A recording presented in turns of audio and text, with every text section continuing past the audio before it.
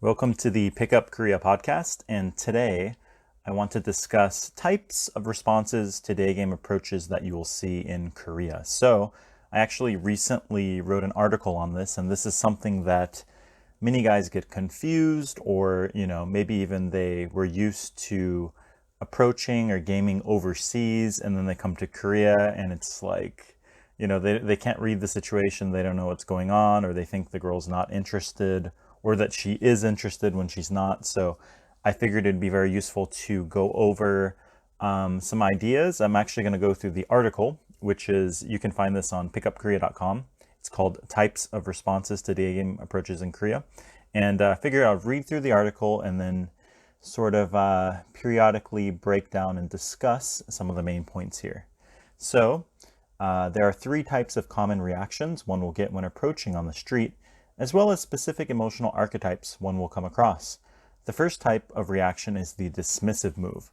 So she'll either ignore you, she'll wave you off, she'll start walking faster, or make a verbal statement showing disinterest.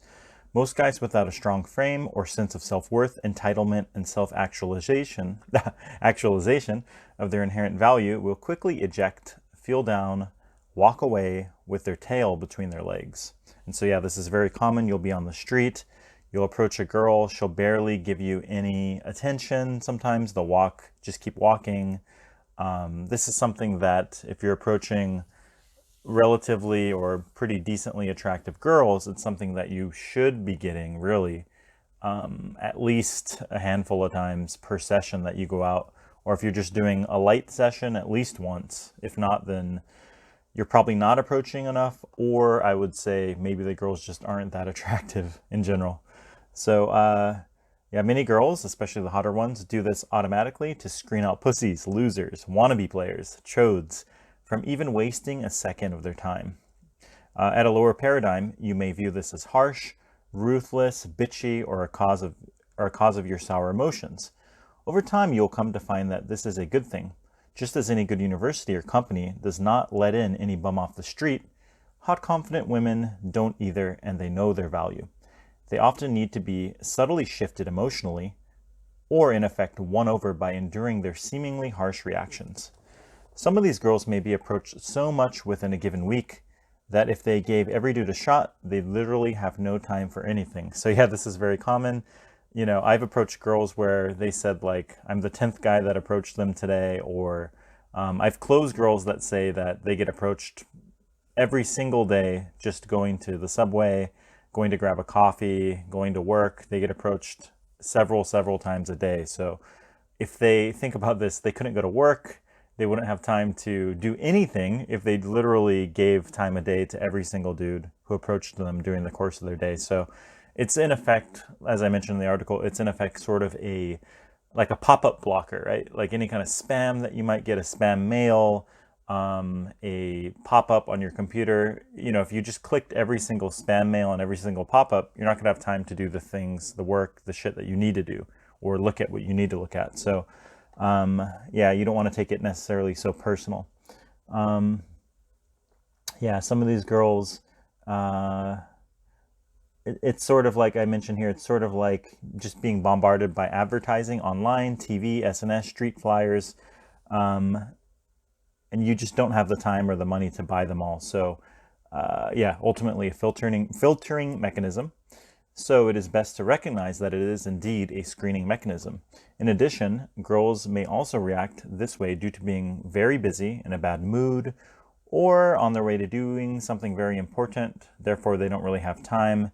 And these sort of reactions are ultimately outside of your control. So realizing both of these things, the fact that they have their own emotions, their own day going on, their own situations that are outside of your control, plus the fact that they're getting approached multiple times a day and they have a screening mechanism, realizing these things will help you to get out of the ego bruising, the self-pity, and the other emotions and thoughts that can go along with getting dismissed or blown out. Nonetheless, it isn't until you put your balls on the line and you do this, repeatedly, you experience the approaches, the process repeatedly, you get some good positive reference experiences, you sharpen your game up, your eye contact, your verbals, your subcommunication, your leadership, your expressiveness, your empathy towards her. By that time later on, your game gets better, your frame strengthens, and then finally the emotions catch up. And approaching these girls and having success with them is not something outside of your reality anymore. I'm sure you have deduced that running away like a scared ego-braised wuss is not the right response. And oftentimes, as a little comment on this, a lot of guys will reject themselves by ejecting very, very early. For example, the girl gives very little attention, very little responsiveness for the first 20 seconds or so. And if you just remain calm, you stay in there, you chat a bit, you chill out the vibe a bit, and eventually, not all the time, but some of the time she starts investing more, you get the conversation going, you bounce her somewhere to the side or even to a venue perhaps, right? A lot of guys are ejecting way too early and they're not going through and trying to stick in and trying to level out the vibe and expressing themselves and offering her a chance to invest in the interaction. Instead, they just consider it over within the first 15 seconds if she isn't automatically jumping on them or super invested. And so that's something you're not really want to do at all in Korea. Yeah, here I mentioned that the answer is to stay in and party talk until she cracks open by responding either verbally, emotionally, or via her attention, which could just be simply standing there looking at you, giving eye contact, perhaps smiling or nodding, which is common, or oh, as Koreans might say, or this makes it very clear. Sometimes she'll make it very clear that she's extremely busy. She'll, speed up walking away, and you at least need to give yourself like about a minute of a window, at least, right? Generally, she will convey this by verbally repeating that she's busy, no, no, no, no, things like this. No English, she might say that and then run away, or no, no, no, speed up, walk away, right? Or repeat that she's going to work and or even not even look at you, as I mentioned here. So these are common reactions. Yeah, but what is party talk? I mentioned that the answer is to stay in for at least a minute or even at least 30 seconds of party talk. But what is party talk? Party talk here can be defined as talking to someone as though you already know them, sort of like shooting the shit at a party, or if you're in a situation with a friend or an acquaintance, you might talk about what you've been up to. You might talk about the environment, the situation that's around you, observations about people or things around you. Here you might cold read, right? In this situation, the girl you might cold read, perhaps based on her mannerisms, the way she talks, her attire, her whole vibe, her whole look, right?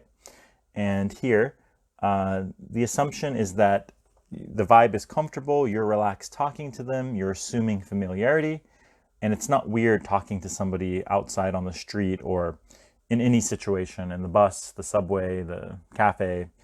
You're just assuming you're being relaxed, you're expressing yourself, you're talking as though you already, know them, like you're at a party or something like that.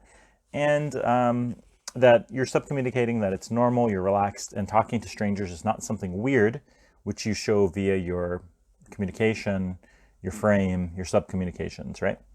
Often girls will easily fall into this if your frame is strong, if you're confident, you're persistent, and you're comfortable with it in yourself. And so that's a very key why a lot of guys fuck up, is that maybe they'll say interesting things perhaps, or they'll stick in, but they're just not comfortable with it themselves, which ultimately, it takes experience and building up those reference experiences, but also on top of that, just sort of taking the pressure off yourself and not kind of doing your own thing, saying what you want to say, and not really expecting much.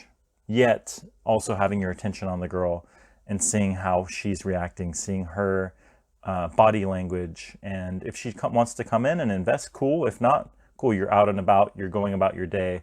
It doesn't make or break you. Usually guys get really flustered, nervous when they really put all the, they determine everything based on how a girl reacts, where it should be the other way around, where you're just out doing your thing and she reacts, cool. She doesn't react, she doesn't invest, cool.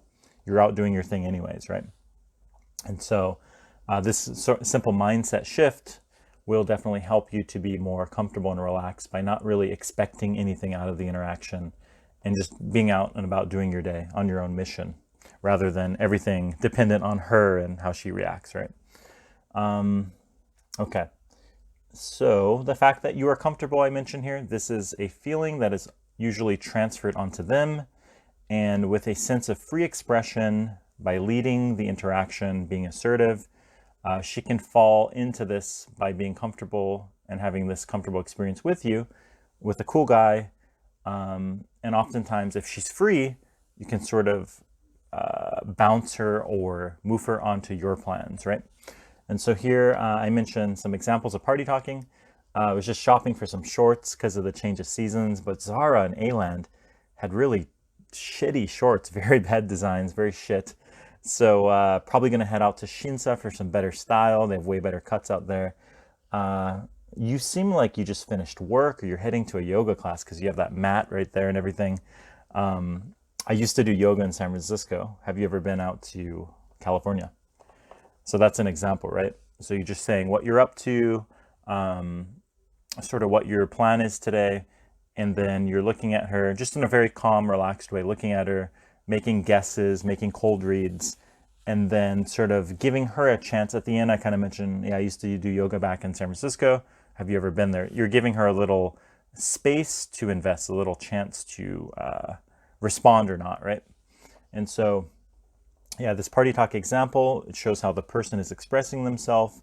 They're very comfortable. They're just leading the conversation with what they're up to and leaving a little silence or a little gap or a little space at the end or even in the middle for her to jump in. Little pregnant pauses, eye contact for her to respond as if, yeah, it's normal. Like, people respond to you.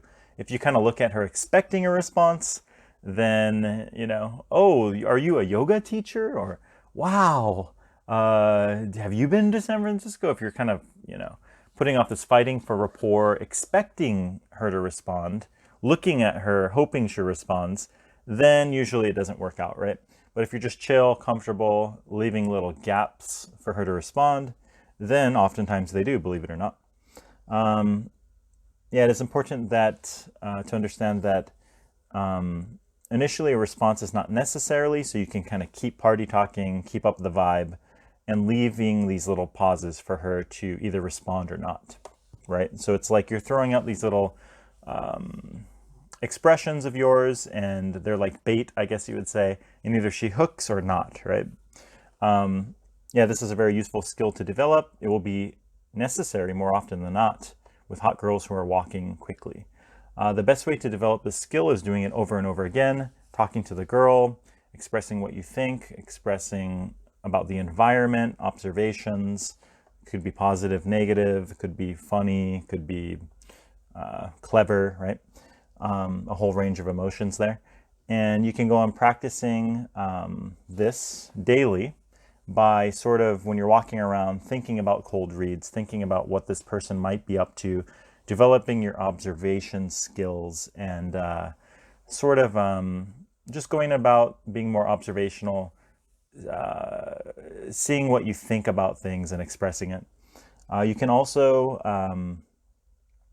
do this when you're riding the subway or you're at a cafe, sort of people watching and sort of, kind of role play in your head what you think about them or what they might be up to. As I mentioned here, you can treat it sort of like a detective game where you're sort of guessing everyone's story, what they're up to, what their vibe is, right? Yeah, the more you practice, obviously, the better you get at this. The next type of reaction here I call the cat reaction, which is basically reserved but responsive. And I put here, Asian women often display an emotional archetype of a cat. They may be reserved, shy, or squeamish, but the more you spend time with them, the more often they'll open up, they'll turn to you on your side, they'll relax, they'll purr like a cat, right? And the response may be subtle and light. For example, short responses, smiles, laughs, emotional responses that aren't as strong as their Western counterparts. Most Western gamers don't realize this is actually a good sweet spot you want to be in. She doesn't need to be overly invested or overly keen or anything along those lines, which can be good at times. But the fact that she's just there standing with you, relaxing, what would you say, sort of letting down her guard, responding with smiles or short remarks, laughs, or even merely her attention. That can be the best, right? That is a sweet spot. A lot of guys are looking for a bunch of IOIs, but really at the end of the day, if she's not just relaxing at your side, responding and following your lead, then the IOI game doesn't mean really anything. So those who are very much focused on overgaming in Korea, they'll look for too many signs, they'll look for too many clues rather than basing it off of compliance. You know, is she following you? Is she standing with you? Is she moving with you? Is she responding at least emotionally or verbally? And you can get her to open up more by exploring her story, sharing your story, and party talking, as we mentioned earlier. You can help by grounding yourself in the situation, in the environment, by sharing what you're up to today or what you were up to in that environment, so that she can see you as a real person rather than this guy running around approaching a bunch of girls, right? Which you may be doing. In here, yeah, this gives the vibe that you're a normal person rather than some creepy salesman. And as the environment is the common point between you, you can sort of share your reason or what you're up to in the area, right? There's a fundamental law of social dynamics is when you share something or when somebody opens up to you, other people feel more inclined to open up to themselves to you. And so you can start this by sharing what you're up to, what you're about, what you're thinking, what you're doing, and then moving on to her rather than asking her all the questions, interviewing her. What are you doing here? What are you up to? Are you this? Are you that? Have you been here? A lot of guys fall into this questions trap, right? So a really simple way to balance this out is really by sharing, making statements, making a lot more statements about yourself, about what you think, and then sort of passing the ball over to her, right? Rather than this sort of interview, boring conversation, right? Okay, so here's some more examples of this. I was on the way to Starbucks here in Shinsa, but thinking of going to a different one. I usually go to cafes out in Nonhyun, but I've been sick of that fucking area. Although I don't say fucking here, you can if you want it.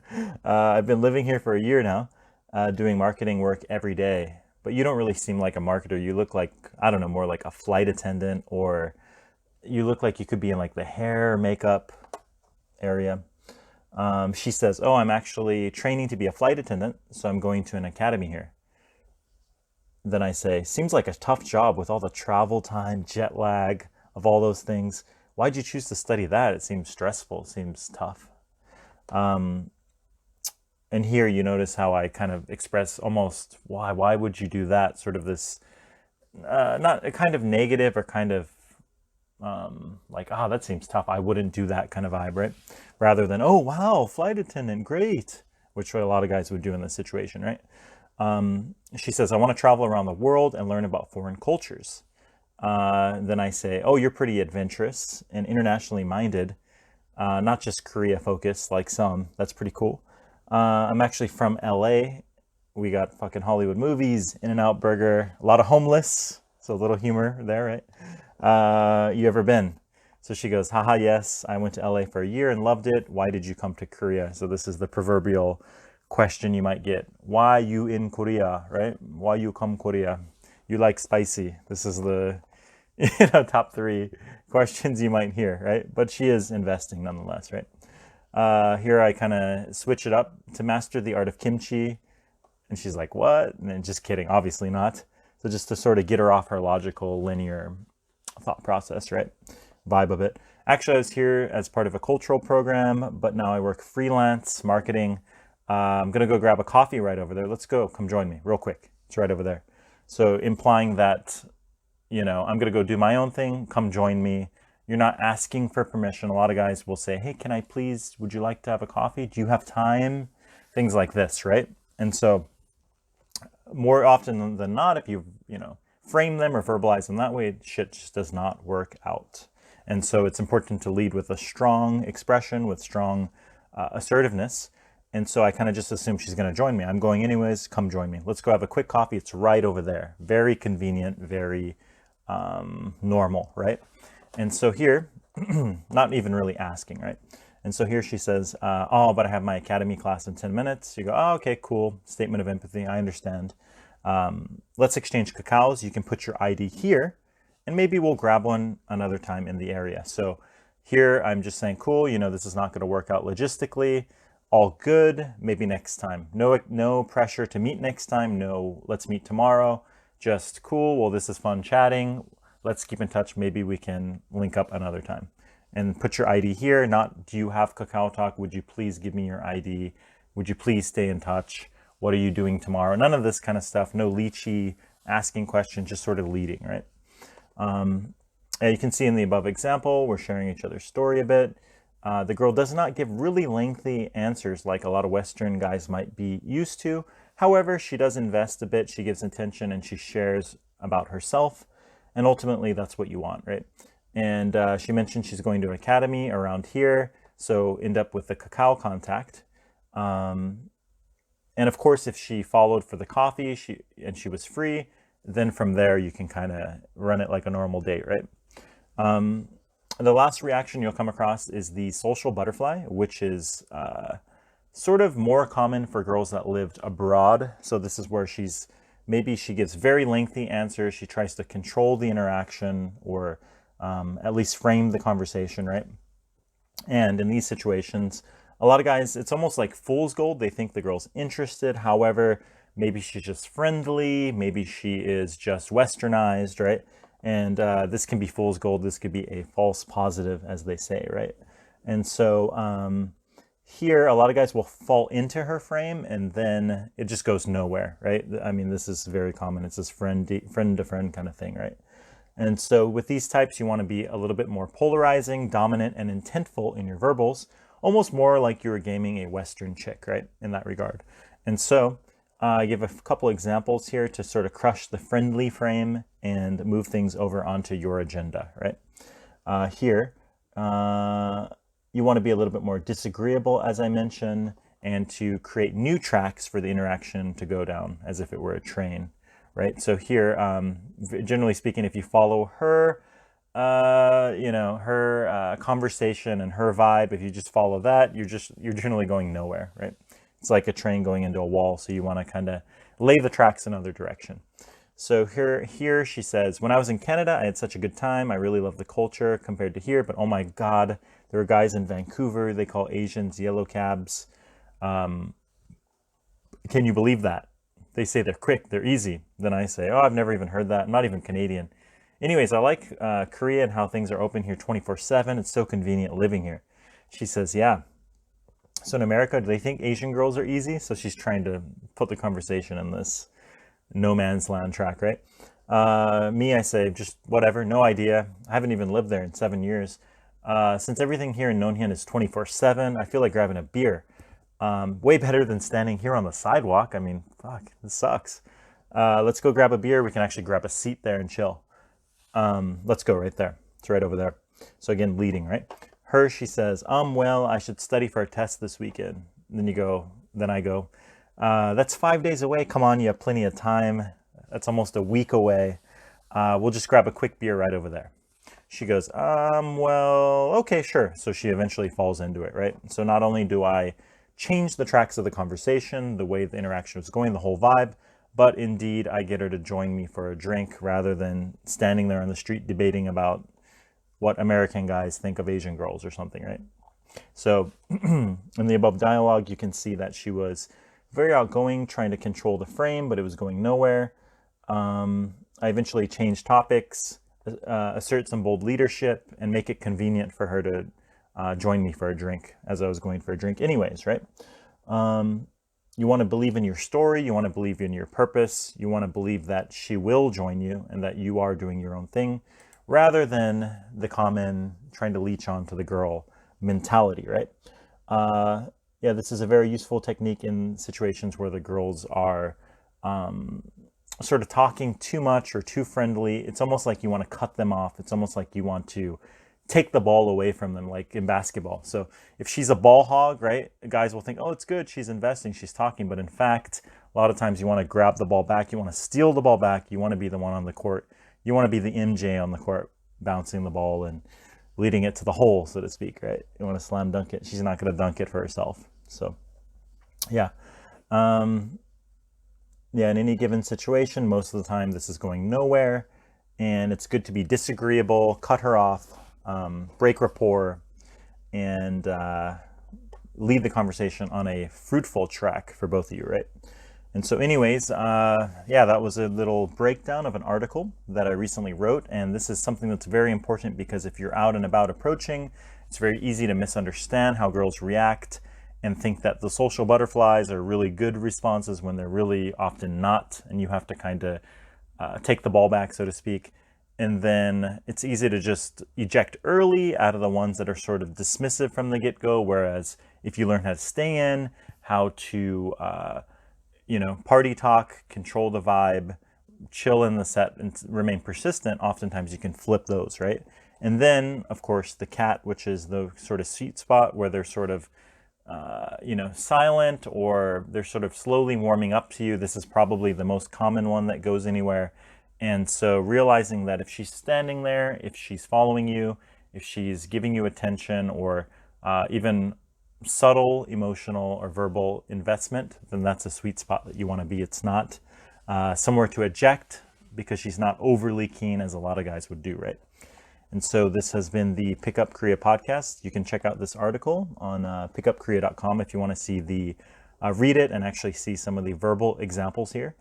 And just to mention, I do have the Pickup Korea Ebook you can get on the website, which covers things like this in way more detail, and everything from dates, texting, approaching, how to approach, body language, cultural nuances, building relationships, either one or multiple, a list of Korean expressions you can use in interactions and dates. And I also have here the Pickup Korea FAQ cheat sheet, which is sort of a little cheat sheet for all the things that'll come up either in the interactions in Daygame. Also, it will be including a night game section here soon, which will be in the second edition, which will be free if you get the first edition. So you're going to want to jump on that. Second edition will be free for those who get the first. And the first covers all of the basic questions that you'll probably have when you're out and about approaching, when you're on a date, when you're texting a girl. So it's a really cool little guide you can look through if you're in an interaction or on a date or texting and you have a question. Most likely the answer will be there. And if you get the Pickup Korea cheat sheet, which is only about $10, you can actually submit to me any question you have, any question you want to get answered. And if it's not included, I will include it in the next edition, and we can actually hop on a Skype call to discuss it. So until next time.